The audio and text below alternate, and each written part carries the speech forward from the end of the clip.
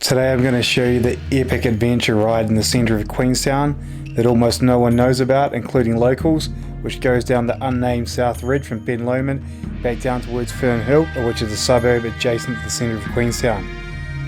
So most people know about Queenstown as a riding destination. It's pretty world class. Got the gondola that goes straight up from the centre of town up to the Skyline Bike Park, and trails that peel down off through the trees back down to the centre of town. Probably 90% of the riding that gets done here with the people who come in is at that mountain bike park, but just around the side there's chairlift access up to the Coronet Peak, which has tracks coming down from there, and chairlift access up to Cadrona, which is a mountain bike park up there as well. Now, a few riders will know that from this top of Skyline there's a hiking trail that goes along the ridgeline up to the saddle.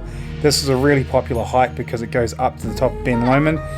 Come up here and do a day climb up to the top of the peak and back in the day. As you can see on the map here, there's a spotted line of the walkway which goes along the ridge and heads up to the left to Ben Lomond at 1748 metres. I met up with the New Zealand mountain bike guru Jeff Carter, and we came up with the idea of trying to ride along the South Ridgeline back down towards Fern Hill. As far as I know, it hasn't been done before. So we packed up in the morning, left pretty early, dragged our bikes up the track right at the top. It had been raining on Queenstown the night before, and of course because Ben Lomond is so high, it actually snowed up there in the middle of summer. It's quite a drag, took about 3 hours. One of the amazing things here is you're actually in high alpine terrain. You don't quite realise it because it's so close to Queenstown. So as you can see here, you can see the track that goes along the top on Google Earth. It takes you up to the top of the track. Now just about everyone who does this mountain will climb up and then climb back down the way they came. But we're going to head down the South Ridge down towards Queenstown. There's a ridge here from the air, quite rugged, not an official track at all. This is it looking north. So we're going along there, side lit up in sun. But here's the top. Jeff's gone down a little way in front of me, and I'm about to set off. So here's Jeff, he just come down a little bit from the top, still going through the dust and the snow that had come down the night before. So I head off down here. Have to point out that it was actually pretty slippery because of that ice that was just sitting there, so couldn't take it as fast as I would have liked to. With a flick of a spade, a whole lot of this would be made even better to ride.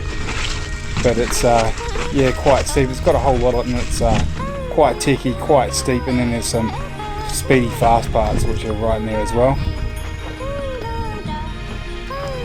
Now you just stick quite close to the ridgeline, as you can see Jeff's doing there. Like I was saying, it's steep, just find your way in between the rocks. There's no official track, but there is a go track. I decided to let off the brakes here, get a bit of speed up, but it goes off camber and I couldn't quite hold on to it because of that ice.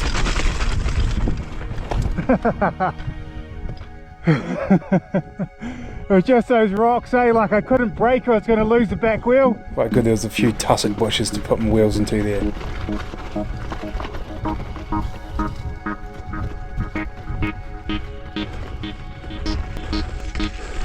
So a lot of this track is just a bit of a go track. A few people like me walk along here every now and again, but mostly it's just sort of wild goats which have formed this track along the ridgeline.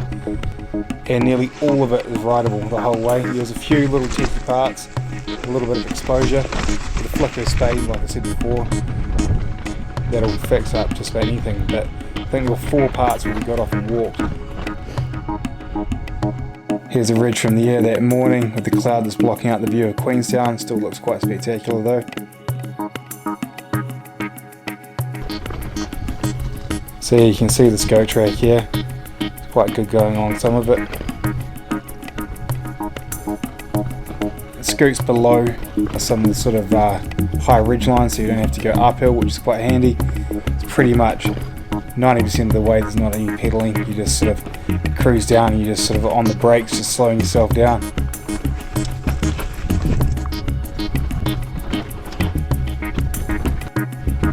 As you get further along, it comes into a double ridge line, which is quite spectacular with big rocks all over the place. That was quite easy, but there's a few small uphills. When I say uphills, it's like 20 metres where you chuck a pedal in just to get to the top of that, and then you're cruising down the other side.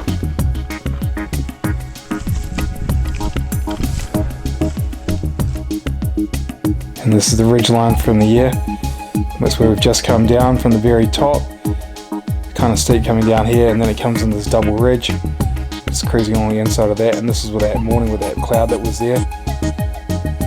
Easy and fast, open terrain along here, just following that go track. That scoots back around the side of the mountain. It does get a little bit technical here, it was quite exposed. Jeff decided to jump off and walk it, just better safe than sorry. I chilled out, but then just sort of hopped it around. Again, in the dry, that'd be rideable. With a flick of the spade, this would be fine to ride. There's just a few rocks. If the tussock bush was moved out the way, be no problem, but it is exposed, so if you did go off that side, it could be a big problem for you, but if you know what you're doing, just don't do it. And yeah, you're sort of weaving and around from one side of the ridge to the other. Gets a bit slow and techy through here, it's all good. Just keep your speed up.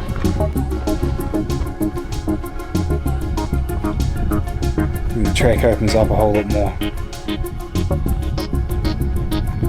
It's all downhill, just with a slight decline.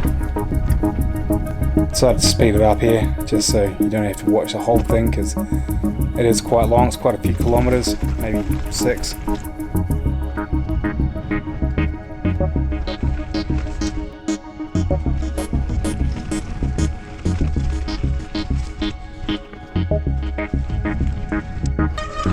Another tech section. Just take it slow, weaving around, pick your way through the tussock. A few rocks here and there. There's no real track because it's go track. It sort of stops and starts and peels off in different directions.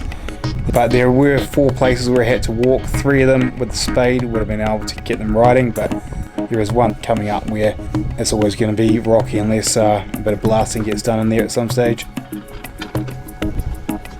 This is this section here. And as you can see on the right hand side, there's a bit of a drop. Now when I say it's a walk section, it is all of 30 metres, and then it's back on the bike again. A bit of blasting in here, and this would be a bench. It's not hard to walk either.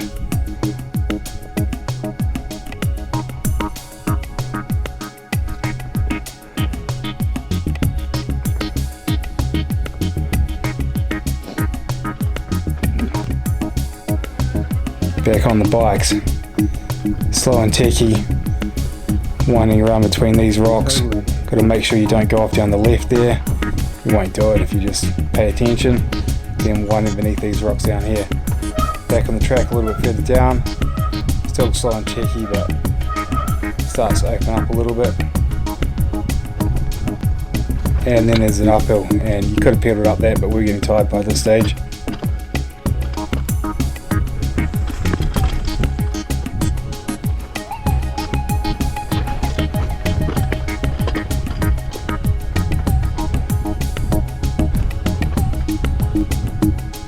Sort of slow and techy here, opens up again, sort of up down. As it goes through the saddles, it opens up, and you can get a bit more speed in. You're just sort of bunny hopping over rocks and trying to find somewhere else to put your wheels, and it's all good.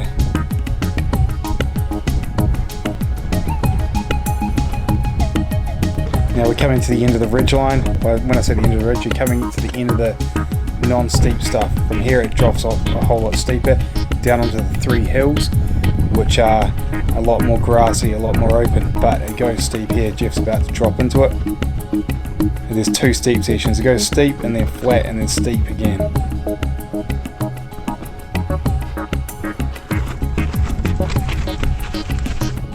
Here's me going down the steep section. It doesn't look steep, it just drops off just from there though. Mostly over rocky terrain. Then it comes down into this small uphill. Bit of a camping spot in there as well. Just pedaling along the flat part where it drops off again down into the more gnarly section of rock. Epic views on all sides.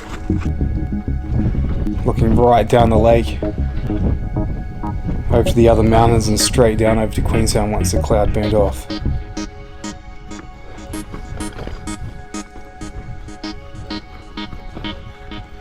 Jeff taking it easy down there, so am I. Again, if that track was just a little bit more established, it would be a lot better, but it's still quite fun just trying to stay on terrain that's that steep. Once you've done it a few times, you can do it a bit faster. As you can see, there's a bit of a goat track here to get your wheels into. But there's more than one route down because it is just free ride, so you can just go wherever you want.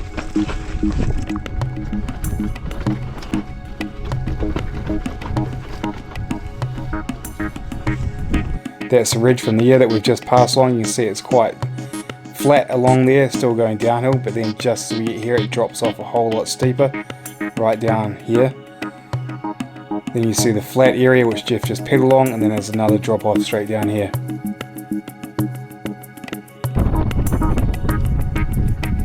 Yep. This is the last of the rocks until we come out to the three hills. There's three sort of small hills that have great views from them, and in between them there's some wide open saddles. We're just getting up to these rocks here for the first one. Great for a photo up here.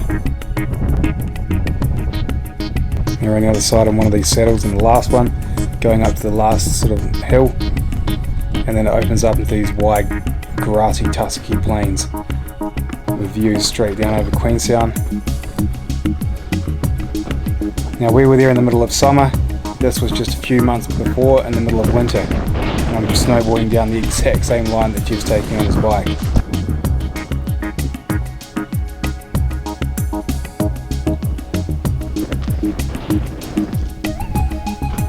You still sort of follow the ridge line, but it's nowhere near as steep.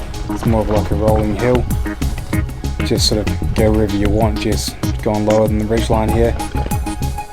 A bit further down along the grass you can see Queenstown in the back and Remarkables behind that.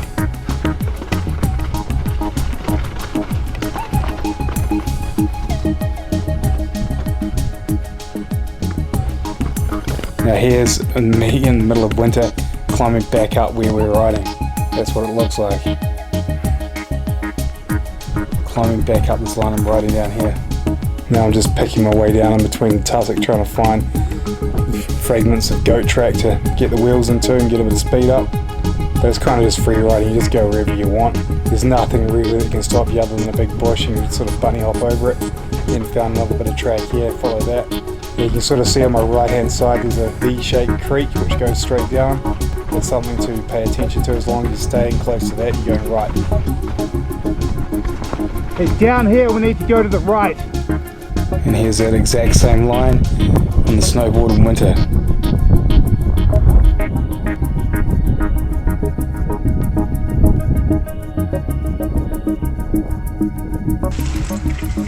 Right now I'm coming down the last bit into the trees, deep tussock. Just gotta slowly pick your way through. There is a bit of a track here, but like I was saying before, it just stops and starts, and you do have to bunny hop over the odd thing. But you can do it all without putting a foot down. And then that's it in winter. Got to mix up these shots, eh? It's exactly the same spot, so why not? Now as you go into the trees, we've already passed the first mountain bike track, which is on the right and drops off down some steep faces down onto the road. Now there is an uphill track which people push up, but you just sort of go straight through these trees, and then it connects onto a mountain bike track. Weaving between the trees a few months earlier.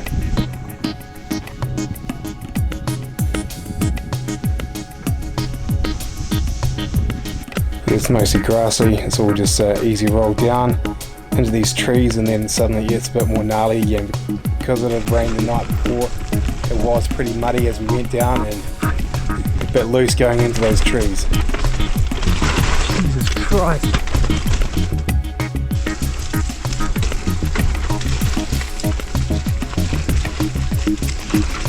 Got to get up there and ride this track again. There's a few random jumps which I didn't hit because I didn't know they were there before when I was coming into them.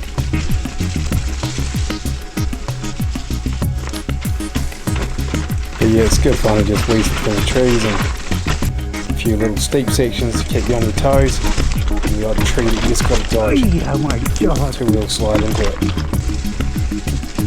Would have been fine without that rain the night before though.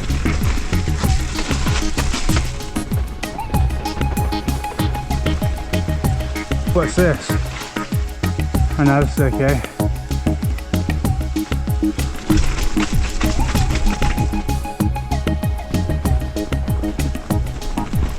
come out into a clearing.